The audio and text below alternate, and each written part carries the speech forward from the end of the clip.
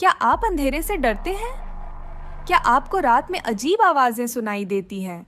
अगर हाँ, तो आप सही जगह पर आए हैं।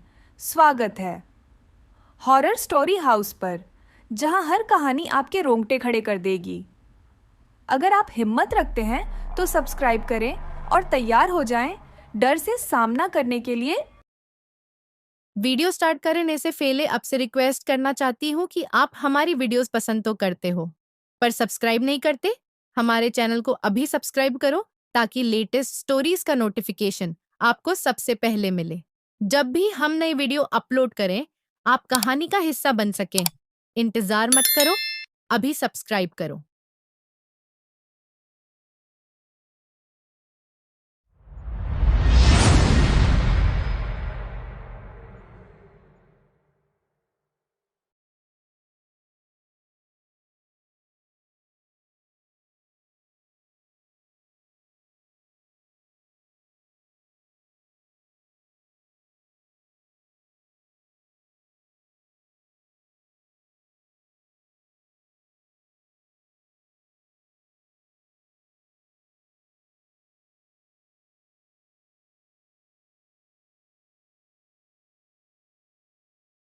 करते हैं।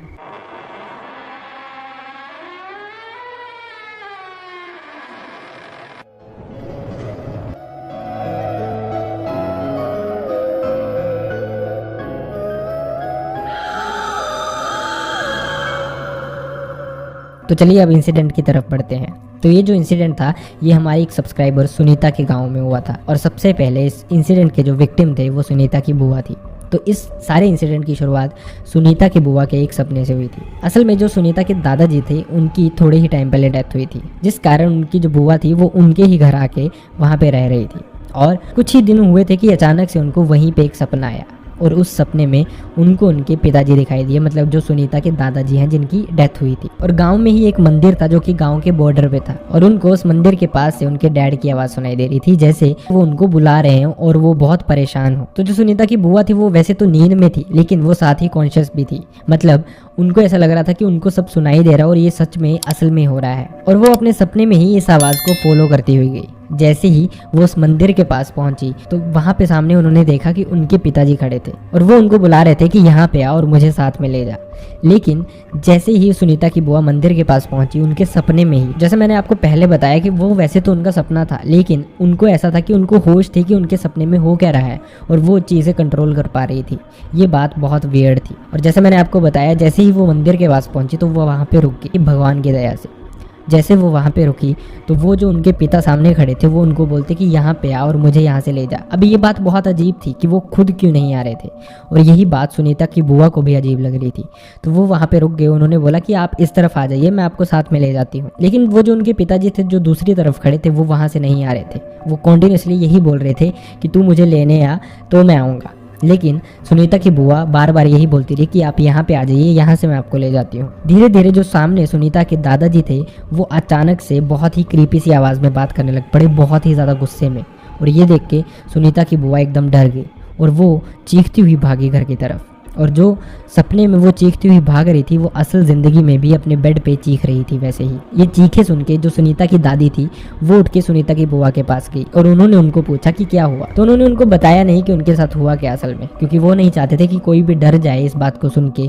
और वैसे भी ऐसा कुछ पहली बार ही हो रहा था, तो उन्होंने इस बात को इतनी इंपॉर्टेंस भी नहीं दी। अब इसके बाद सब नॉर्मल ही रहा, और सुनीता की जो बुआ थी वो फिर से सो गई। उन्होंने अपनी मॉम को ये बताया कि उनको एक बुरा सपना पड़ा था, जिस वजह से उन्होंने इस तरह से रिएक्ट किया। इसके बाद सब अपने अपने सोने चले गए, और देखते देखते अगली सुबह हो गई। अब सब नॉर्मली चल रहा था, और जो सुनीता की बुआ थी उन्होंने अभी सुनीता के घर पे ही रहना था। तो अगले ही दिन सुनीता की बुआ के साथ बिल्कुल सेम इंसिडेंट हुआ। वो जैसे ही रात को सोई, उनको वैसे ही लगा कि उनको आवाज़ सुनाई दे रही है। उन्होंने वो आवाज़ फॉलो की और मंदिर के पास जाके वो फिर से रुक गई।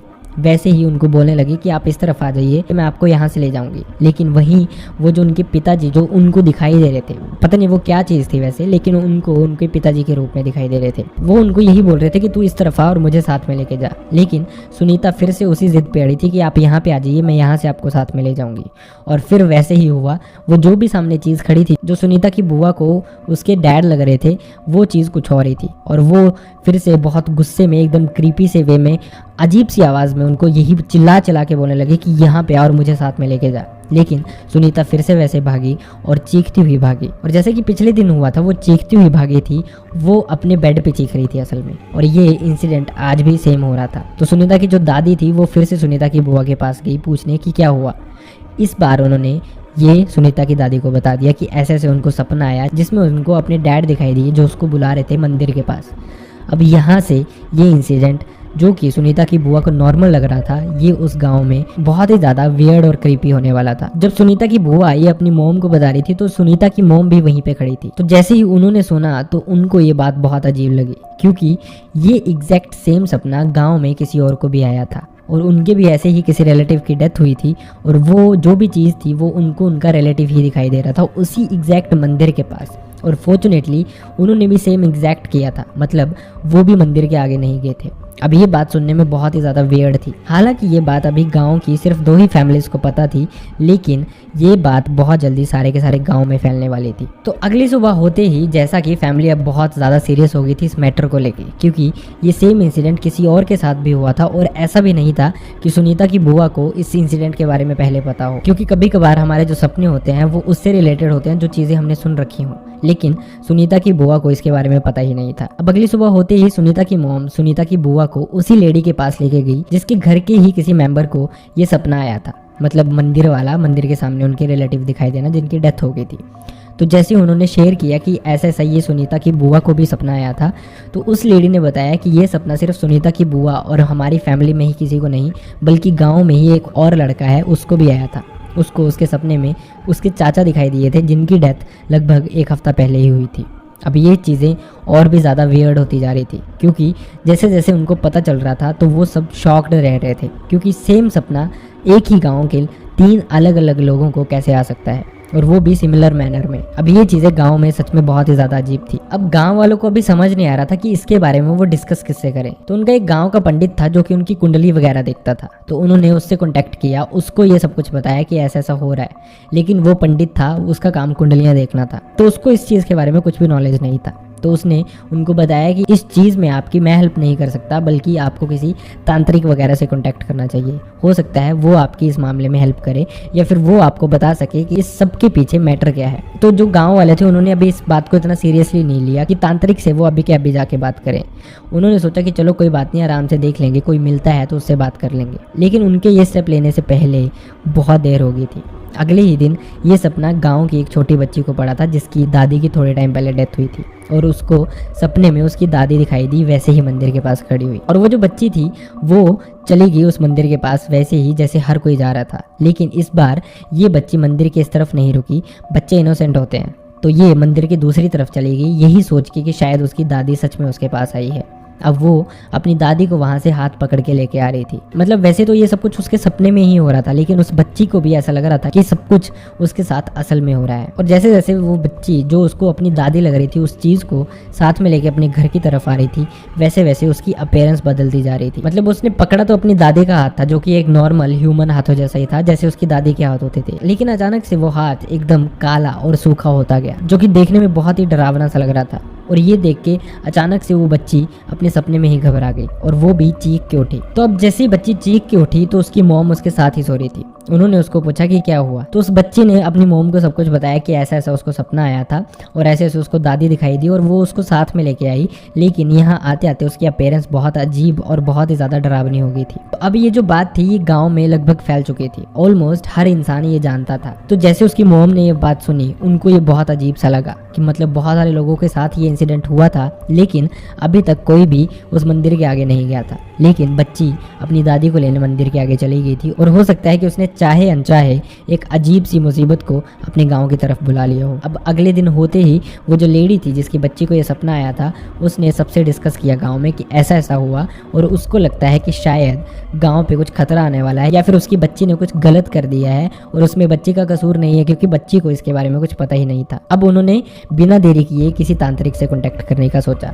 लेकिन जब तक वो कॉन्टैक्ट करते शायद सच में बहुत ही ज़्यादा देरी हो चुकी थी। तो अब कुछ इस तरह से हुआ कि उसी गांव की एक लड़की थी थी जो कि अपने बरामदे में बैठ के खाना खा रही थी, लेकिन अचानक से वो बहुत अजीब से वे में उठी और उनके घर के थोड़ी दूर एक कुआं था जो कि गांव के ऑलमोस्ट सेंटर में पड़ता था और उसने उसमें छलांग लगा दी। फैमिली उसका पीछा कर ही रही थी क्योंकि उनको समझ नहीं आ रहा था कि उनकी बेटी इस तरह से बिहेव क्यों कर रही है, लेकिन वो जब तक कुएं के पास पहुंचते वो कुएं में कूद चुकी थी। अब इसके बाद गांव वालों ने मिलकर बड़ी मुश्किल से उसको निकाला और फॉर्चुनेटली वो ठीक भी थी, लेकिन वो लड़की बहुत अजीब सा बिहेव कर रही थी। वो हंस रही थी जैसे ही उन्होंने उसको बाहर निकाला। अब गांव वालों को ये सब कुछ बहुत अजीब लग रहा था, लेकिन वो लड़की वहां सामने हंस रही थी और बोल रही थी कि इसको तो तुमने इस बार बचा लिया, लेकिन किस किस को बचाओगे, गांव में सबको मैं ऐसे ही खत्म करूंगी। तो इस इंसिडेंट में हम आगे बढ़े इससे पहले मैं आपसे रिक्वेस्ट करना चाहूंगा कि अगर आपको मेरी वीडियोस पसंद आ रही है और अगर आप चाहते हैं कि मैं ऐसी ही वीडियोस बनाता रहूं तो मेरे चैनल को सब्सक्राइब करना ना भूलें। ये सब्सक्राइब करना आपके लिए बिल्कुल फ्री है, लेकिन मेरे लिए बहुत ही ज्यादा कीमती है। लेकिन अब गाँव वालों को पता ही नहीं था कि इसके पीछे का असली राज क्या है। अब ये सब कुछ हो ही रहा था कि उन्होंने एक तांत्रिक को गांव में बुला लिया था। अब वो जो लड़की थी वो अभी भी अपने होशो आवाज में नहीं थी, वो अजीब अजीब सी हरकतें कर रही थी, लेकिन वो तांत्रिक आया, उसने कुछ विधि स्टार्ट की और उसके सर पे हाथ फेरा। उसके बाद उसने डायरेक्टली उससे पूछा कि तू कौन है। जैसे ही तांत्रिक ने उससे पूछा कि तू कौन है तो उस लड़की ने एक नाम बताया और ये नाम सुन के गाँव के कुछ लोग बहुत ही ज्यादा हैरान हुए और बहुत ही ज्यादा डर गए थे। अब ये नाम बताते ही वो लड़की बेहोश हो गई। अब लड़की के बेहोश होने के बाद तांत्रिक ने जब गांव के लोगों को देखा तो वो उनको देख के बहुत ही ज़्यादा हैरान था, क्योंकि गांव के लोग बहुत ही ज़्यादा डरे हुए लग रहे थे। तो तांत्रिक ने उनसे डायरेक्टली पूछ लिया कि इस नाम के पीछे राज क्या है, मतलब आप लोग इतने डरे डरे क्यों लग रहे हो। तो गांव वाले ने उसको इस लड़की के बारे में बताया कि आखिरकार ये लड़की है कौन। तो गांव के ही एक बुजुर्ग थे, उन्होंने उस तांत्रिक को बताया कि असल में ये लेडी थी कौन जिसका नाम उस लड़की ने लिया था। तो वो जो बुजुर्ग थे उन्होंने उस तांत्रिक को बताया कि 80s के अराउंड इसी गांव में एक लेडी रहती थी जिसके 2 बच्चे थे और उसका साथ में हस्बैंड था और साथ ही उसका ससुर रहता था और उनकी गांव में सबसे ज्यादा जमीन थी। अब इसके बाद धीरे धीरे गांव के लोगों को ये लगना शुरू हो गया था कि वो लेडी जो है वो ब्लैक मैजिक करती है और इसके थोड़े ही दिनों बाद उसके पति की भी डेथ हो गई थी। अब इसके बाद वो लेडी अपने मायके गई थी जम्मू कश्मीर वाली साइड और वहां से वो कोई लड़का साथ में लेके आ गई थी, मतलब जिसके लिए वो कहती थी कि वो उसके साथ ही रहेगा उसके हस्बैंड की तरह।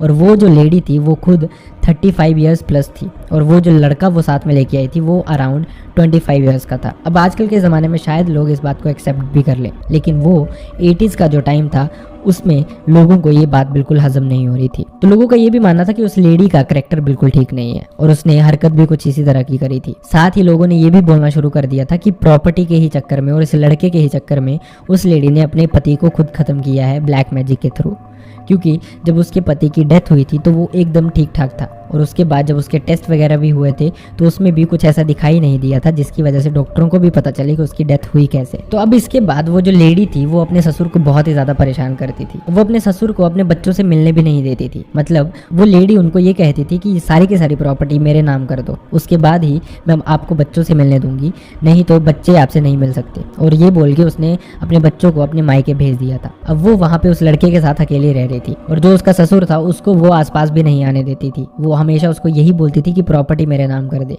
क्योंकि अल्टीमेटली उसको प्रॉपर्टी से ही मतलब था।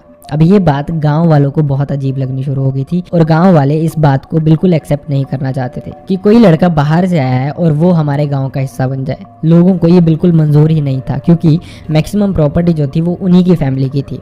अब धीरे धीरे चीज़ें बद से बदतर होती जा रही थी गांव वालों के लिए और उस लेडी का जो ससुर था उसके लिए। और साथ ही वो जो लेडी अपने साथ लड़का लेके आई थी वो भी कैरेक्टर वाइज बहुत अच्छा नहीं था, मतलब वो जब गांव के सराउंडिंग घूमता था तो जो गांव की लेडीज़ वगैरह होती थी उन पे उसकी नज़र अच्छी नहीं होती थी। इनफैक्ट एक बार एक इंसिडेंट हुआ जब वो खेतों के अराउंड घूम रहा था तो वहाँ पे कुछ औरतें काम कर रही थी और उनके साथ एक लड़की भी थी, तो उसने उस लड़की को इनएप्रोप्रिएट टच कर दिया था, जिसकी वजह से गाँव वाले बहुत ही ज़्यादा भड़क गए थे और इसके बाद गांव वाले ने उसको पीटा भी था काफ़ी बुरी तरह से। अब नाम तो उनका खराब हो ही गया था, लेकिन उनका शायद करैक्टर ही इस तरह का था कि उनको फर्क ही नहीं पड़ता था। तो इसके बाद गांव वालों ने और ससुर ने मिलकर प्लान बनाया कि वो जिस घर में सोते हैं वहीं पे रात को आग लगा के उनको जला देंगे, क्योंकि इस तरह का एटमॉस्फेयर उनको अपने गाँव में बिल्कुल भी नहीं चाहिए था। और साथ ही जो वो लेडी थी उसको सिर्फ प्रॉपर्टी से मतलब था, ना वो अपने ससुर को खाना देती थी। इनफैक्ट जो ससुर था उसको खाना भी गाँव के लोग देते थे।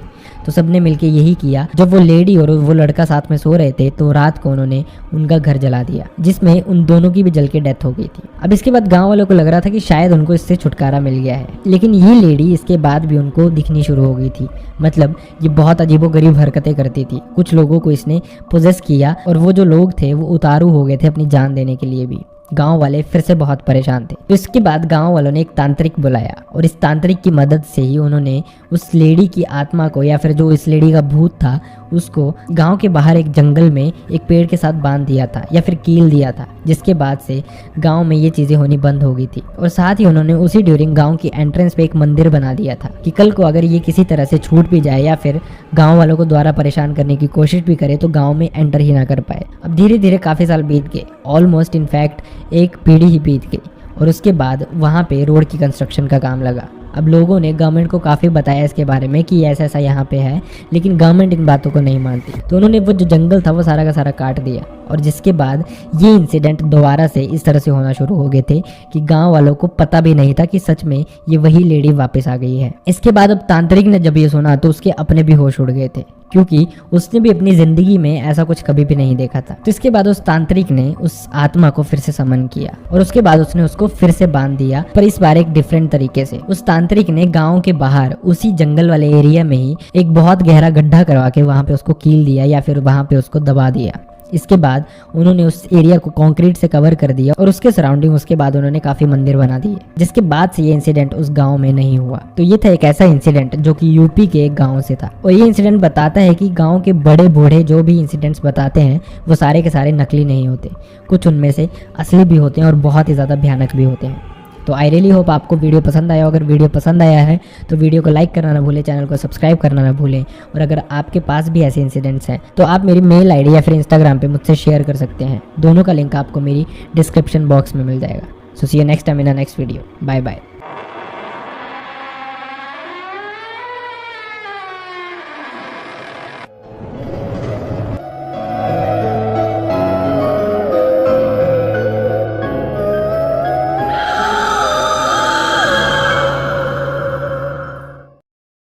तो क्या आप इस डरावनी कहानी से बचकर निकल आए, या कोई अभी भी आपको देख रहा है? अगर आपको यह कहानी पसंद आई तो लाइक कीजिए, सब्सक्राइब कीजिए हॉरर स्टोरी हाउस को, और शेयर कीजिए अपने दोस्तों के साथ। अगर आप हिम्मत रखते हैं